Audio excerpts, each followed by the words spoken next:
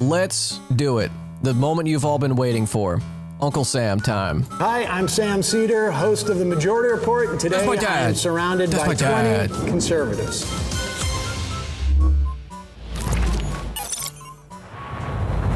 My first claim is Trump's attack on DEI hides his real goal, which is to give corporations more power. Okay, that's not even like an opinion. That's just a stated fact. Okay. Oh God. It's Dark Side North Star Radio. Oh no. I think I have a slight issue Comrade with Casey. The back end of the premise. I guess Trump's attacks on DEI being a real goal to, give corporations more power. Dark I'd rather Star Radio. center the conversation around the democratic, especially as conservatives, the issues that people have with DEI and why I believe Trump would South Star Radio. Okay, that one's good. Want to support the issues that people are voting for him for. I mean, I'm talking about his whole attack on DEI. It's actually DEIA, right? You know that. Right. In government agencies. The A being for accessibility. Right. Yeah, and I think the attack on DEI isn't an attack on people's protections. It's on the other end of the spectrum, right? Wanting to end DEI doesn't want to end protections for someone being disabled, someone being, inaccessible to get into a job. It rather wants. Y'all are fucked up for this. This is Bizarro Brett Hamilton. How dare you? Okay, how dare you? Okay, how dare you? If Brett had a middle part and looks like he tried to eat a bee that stung him, maybe. To de-incentivize corporations to push them to hire these people on unfair bases, right? But DEIA is not about quotas or anything like that. It is about protections for people within these organizations, or to make sure that you have different communities that have the opportunity to apply to these things. Right. So it can mean, within government agencies, it means things like Noah Sam disappointing son. let's pay interns so that not only wealthy people can have their kids do internships in these agencies. Right. Or let's put out notices around different parts of town, metaphorically speaking, so that people know this job exists. Right. This is where it begins, but this isn't the ultimate goal that conservatives have an issue with. Conservatives don't have an issue with trying to spread job applications to poorer communities. Well, then why rescind DEIA requirements in government agencies? Because the problem with DEIA is there may not be like perceived actual number quotas, but that's what it devolves into. And okay, so there may not be quotas, but what if it does? Okay, what if it does? What if there was a tax break that you would get as a company, or some kind of benefit you get as a company if you have a workforce that is diverse by a certain like percentages, right? Like you have, I don't know, a 20% of each main category demographic. What happens, right? Now, if it was like there's a 90% of one ethnic group, clearly that's a problem, right? But if it's like, okay, we have to be like as diverse as we can make this this workplace. What happens? Nothing negative. That's for sure. Actually, with corporations, do you have the evidence of that? I mean, sure, we can look at corporations that are government agencies that are hiring people on not true, proper bases. We can even look at. Even look at. Would you have any evidence that that's happening? Yeah, even the DNC's nomination of Kamala as president this year. There was no reason to nominate Kamala as she wasn't democratically selected. None of these things. So you're saying that Kamala was the vice president of the United States after the president dropped out 2 months before the convention. You think that's a DEI She wasn't hire? Every presidential nominee is democratically selected. Like you could make that argument for not DEI, but like the cynical idea of DEI. You could make the cynical application of DEI towards her appointment as vice president because that was clearly stated by Joe Biden. If we're going to go by the standards of the Democratic Party, she was qualified. just say you're racist and stupid. Calling her DEI just shows you don't know what the fuck that means. Yeah, like you could just say, I mean, DEI is and woke are just replacements for slurs. Elected to be the nominee for that party, Do you realize except there were for not Kamala even Harris. primaries prior to 1972 Well, in sure, the Democratic but Party?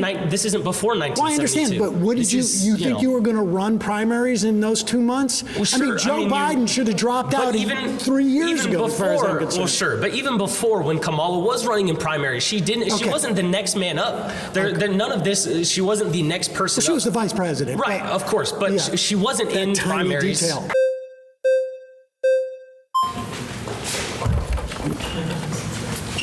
Oh, damn, he ran up there. So I think the roots issue with DEI isn't what the previous gentleman was trying to point.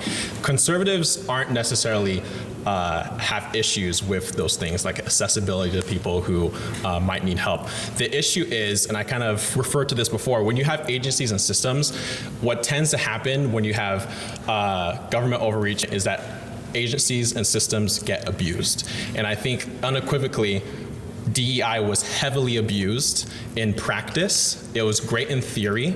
It's idealistic, which is sure, but it was abused in a lot of ways. When you have actors, like we're in California right now, when you have actors, white male actors who are being told, we do not want white men, we're not gonna cast any white men, we only want this particular kind of Oh my God, I saw someone posting about this yesterday about the Harry Potter thing, saying that, oh, they're making Snape and someone else like a non-white actor. And my thing is, why are we making this at all? Like, we're not going to have someone be able to do the Harry Potter, the rest of the class is on page 494.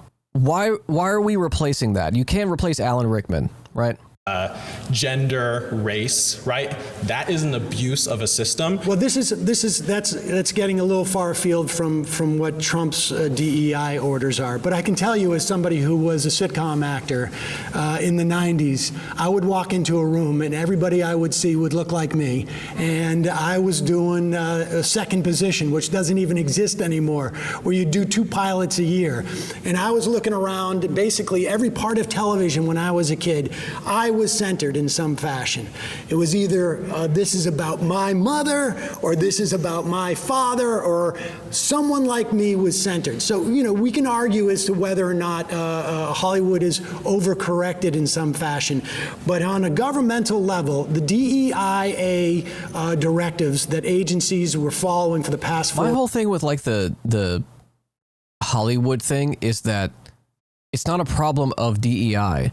It's a problem of lack of union power and the overreach of the executives that are saying, well, we want to, broaden our appeal, so we need to hire consultants to see how can we make a movie that has a broader, diverse appeal, instead of letting the people from those backgrounds make the products, make the movies, tell the stories.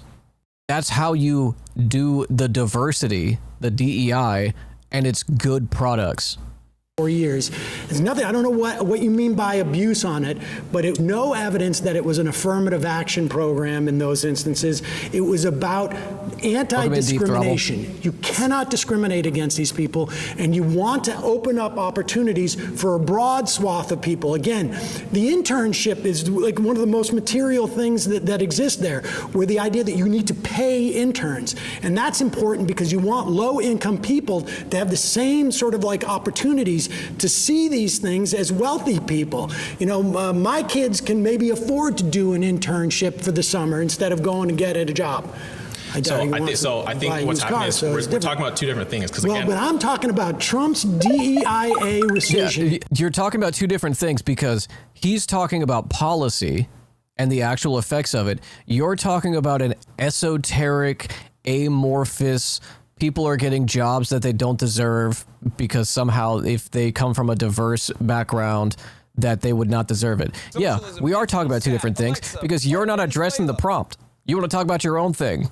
On what you choose to express is something that is similar to wearing a garment. similar to what you decide to put on your face. And I don't think there should be laws or legislations dictating people or imposing laws to manipulate children, for example, to castrate their bodies at such a young age.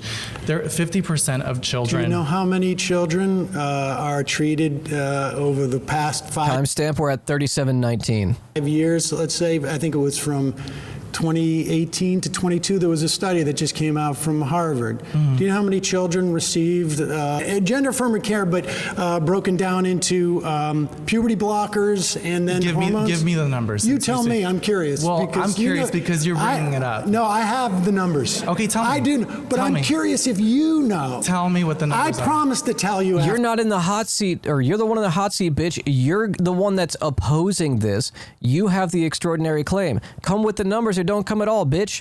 After you tell me what you think it is. I'm not gonna play that game. Because I have a feeling we're not playing this game. No, I am playing this game because Why? I think you think it's much higher. When you tell me that kids are being castrated, I know you don't really know what these numbers are. And I do know these numbers. Okay, well, I can tell you this much. What? It was reported that scientifically every single child who has received gender-affirming care. Motherfucker said he loves buzzwords, but then says it was reported that scientifically. It was reported that scientifically. Yeah, you don't know what these words mean. About roughly 50% of them regret it, and 50% of them are suicidal because of it. Let's see what Sam says. Fact check. Studies on this subject often suffer from researcher bias and methodological errors, including inadequate follow-up, imprecise measurement, and poorly chosen sample bases. Doctors agree more research is needed.